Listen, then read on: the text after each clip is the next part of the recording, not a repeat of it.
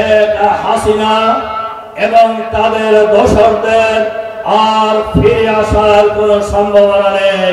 ফাঁসির মঞ্চে যাওয়ার জন্য আসতে হবে।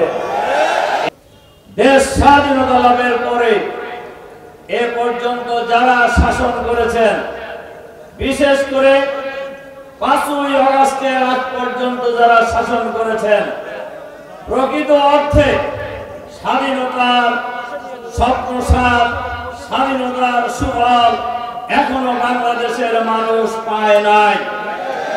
যার কারণে বারবার আমাদের গণতন্ত্রের বিরুদ্ধে, গণতন্ত্রের জন্য লড়াই করতে হয়েছে, বারবার ভাতের জন্য লড়াই করতে হয়েছে, বারবার অধিকার আদায়ের জন্য লড়াই করতে হয়েছে, বারবার বিদেশি দাবিদারি শক্তির বিরুদ্ধে বাংলাদেশের 18 কোটি মানুষকে লড়াই করতে হয়েছে।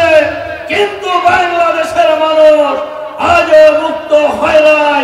তার কারণে 5ই আগস্টের আগে যারাই বাংলাদেশ শাসন করেছে, তারা বাংলাদেশে একটি ফ্যাসিবাদী শাসন ব্যবস্থা কায়েম করে বসেছিলেন। তারা এই দেশটাকে তাদের বাপদাদার তালুক মনে করেছিলেন। তারা এই দেশ থেকে ভোটাধিকার হরণ করেছিলেন।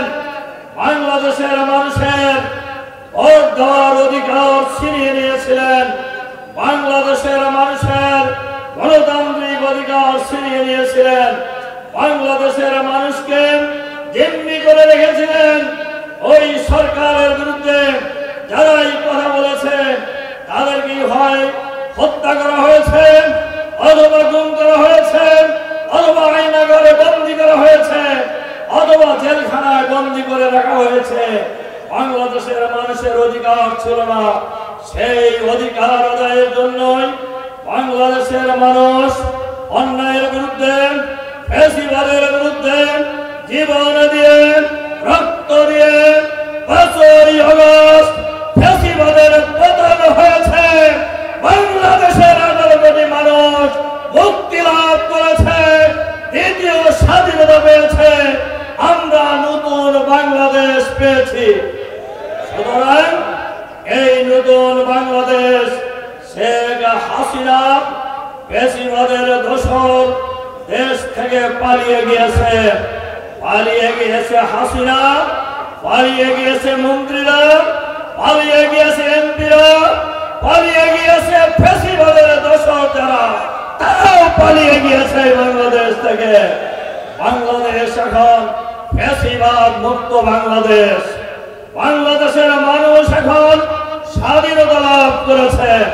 বাংলাদেশের মানুষ এখন নতুন বাংলাদেশ পেয়েছে।